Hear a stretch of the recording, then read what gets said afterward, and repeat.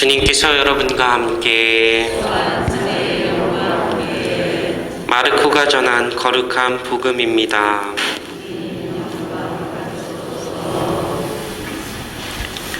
그때 예수님께서 제자들에게 말씀하셨다.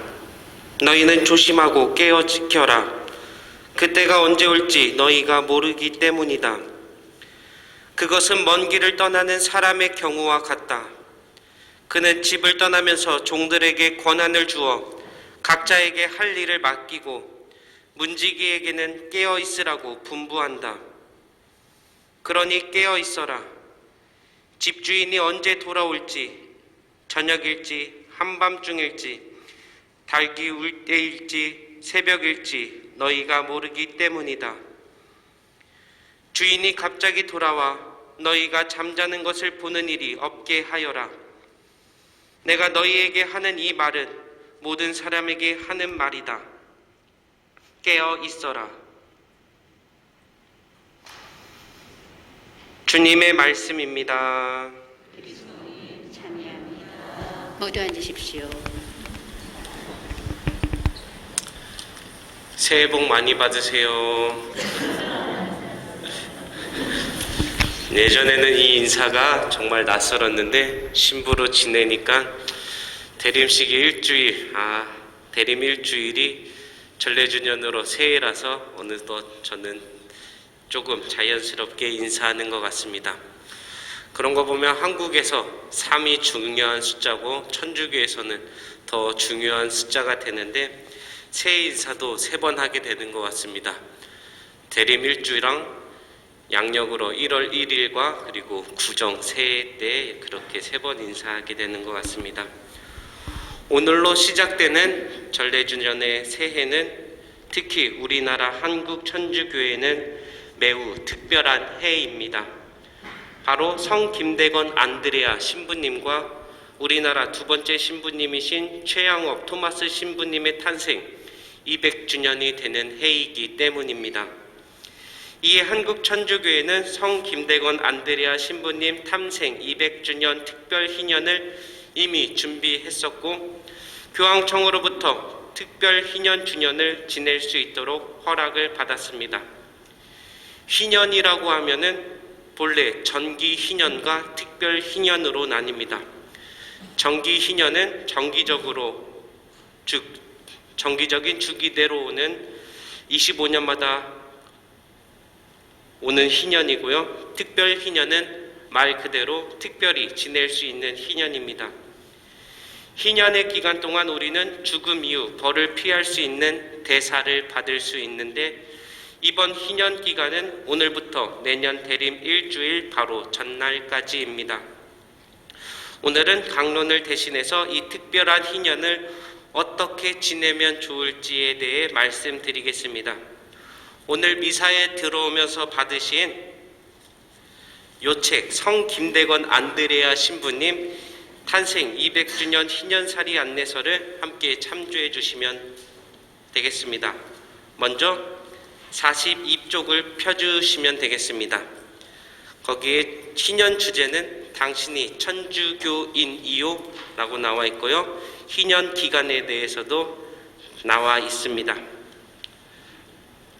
여긴 없는 내용인데 대사란 우리가 죄로 인해 받을 벌을 면하는 것이라고 말씀드렸습니다. 전문 용어로 우리 죄로 기어 갚아야 할 벌이 잔벌이라고 하는데 그 벌은 죽음 이후 우리가 연옥에서 치러야 할 벌이고 그것을 지우는 은사가 대사입니다. 대사는 한대사와 전대사로 나뉘는데 한대사는 벌을 조금 덜어주는 것이고 전대사는 그 벌을 완전히 없애주는 것입니다. 전대사는 하루에 딱 한 번만 받을 수 있고 같은 사람이 반복해서 받을 필요가 없으니 죽은 이들을 위해서 특히 아무도 기억하지 않는 가장 버림받은 영혼을 위해서 전대사를 봉헌하면 더 좋은 일이 될 듯 합니다. 우리가 왜 죽은 이들을 위해 기도해야 되는지 말씀드린다면 살아있는 상태에서만 회개가 가능하고 죄 용서가 가능합니다. 즉 죽은 사람들은 살아있는 사람의 기도만 바랄 수밖에 없습니다. 하느님 나라에 가고 싶다면 우선적으로 지금 회개해야 하는 것이 첫째 이유이고, 그래서 우리는 이미 늦은 영혼들을 위해 기도해야 하는 것입니다.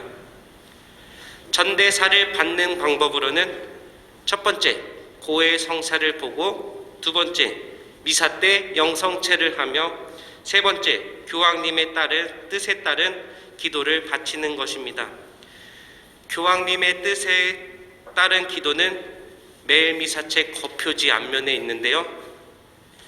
매일 미사책을 한 장 넘기면 요 맨 위에 있습니다. 11월 교황님 기도 지향은 로봇 공학과 인공지능의 발전이 언제나 인류에게 도움이 되도록 기도합시다 라고 나와 있고요. 12월 달은 또 바뀔 수 있는데, 아무튼 매일 미사책 앞부분 위쪽을 참고하시면 되겠습니다. 다시요. 고해 성사를 보고 미사 때 영성체를 하며 교황님의 뜻에 따라 기도를 바치는 거고, 그리고 나서 43쪽에 나와 있는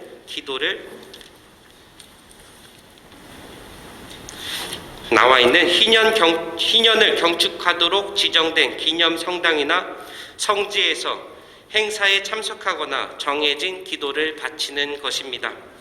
순례 성지와 성당 목록은 책자 84쪽부터 109쪽에 나와 있고요.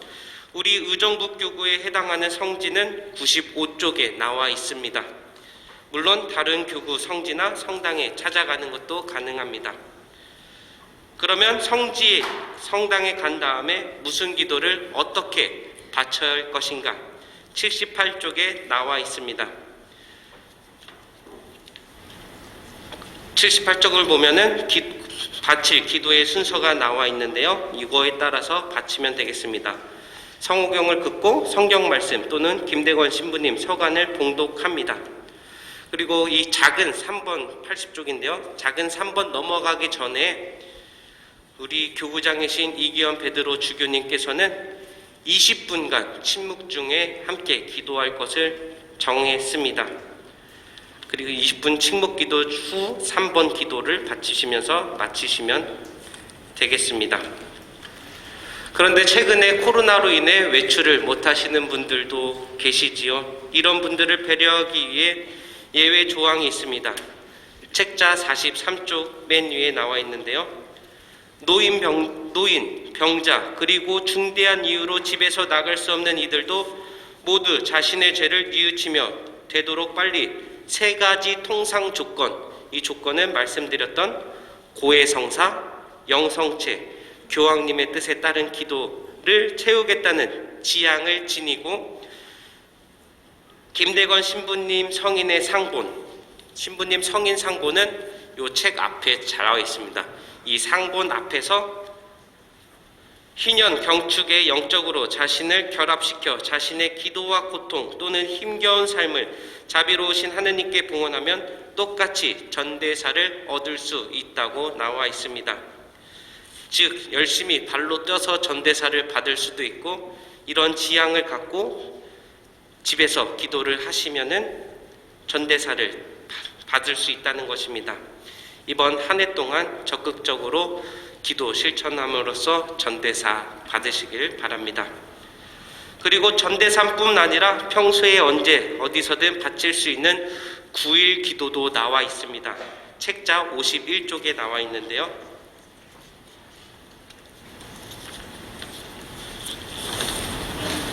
성호경을 하고 시작성가 나와 있는데, 혼자 있을 때는 크게 부르셔도 상관없지만 같이 있을 때는 성가는 생략하셔도 되겠습니다. 그리고 김대건 신부님 서간을 봉독한 후 그 내용을 약 5분 정도 묵상합니다. 그리고 나서 함께 있는 김대건 신부님 마지막 서간을 읽고 마친 기도 영광손 순으로 마치시면 되겠습니다. 이것은 원하시는 때에 9일간 연속으로 바칠 수 있고 또다시 계속적으로 반복해서 바칠 수도 있습니다. 하루에 다 바칠 수도 있겠지만 그런 분들은 없겠지요. 이번 2021년을 맞이하면서 김대건 신부님 탄생 200주년을 지내는 것은 우리 한국 천주교 신자들에게 특별한 의미를 갖습니다. 특히 의정부교구 주보 성인이 바로 성 김대건 안드레아 신부님을 주보 성인으로 또 모시고 있습니다.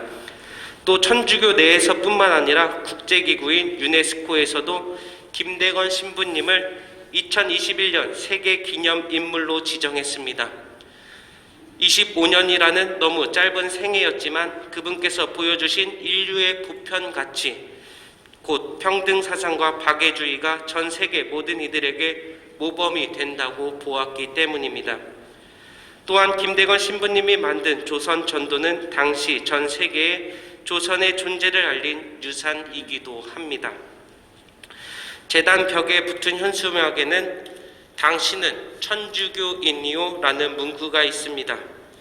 이는 김대건 신부님이 붙잡히신 뒤 받으셨던 질문이었습니다. 김대건 신부님은 이 질문에 다음과 같이 대답합니다. 그렇소, 나는 천주교인이요. 그 질문을 여러분에게도 똑같이 던지고 싶습니다. 여러분은 천주교인입니까?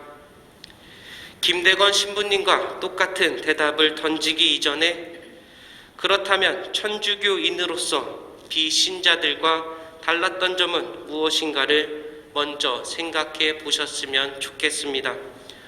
오늘부터 시작되는 이 특별 희년에 성 김대건 안드레아 신부님의 전구를 구하고 진짜 신앙인답게 살아갈 수 있도록 다짐하면서 이 미사를 계속 봉헌하도록 하겠습니다.